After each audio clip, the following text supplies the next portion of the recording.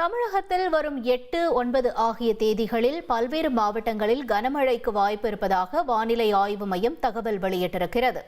ராமநாதபுரம், சிவகங்கை, புதுக்கோட்டை, தஞ்சை, திருவாரூர், நாகையில் 8ஆம் தேதி கனமழைக்கு வாய்ப்பு இருப்பதாகவும், கோவை மாவட்ட மலைப்பகுதிகள், நீலகிரி, தேனி மாவட்டங்களில் கனமழைக்கு வாய்ப்பு இருப்பதாகவும், சென்னையில் இன்று ஒரு சில இடங்களில் லேசானது முதல் மிதமான மழைக்கு வாய்ப்பு இருப்பதாகவும் வானிலை ஆய்வு மையம் தகவல் வெளியிட்டிருக்கிறது.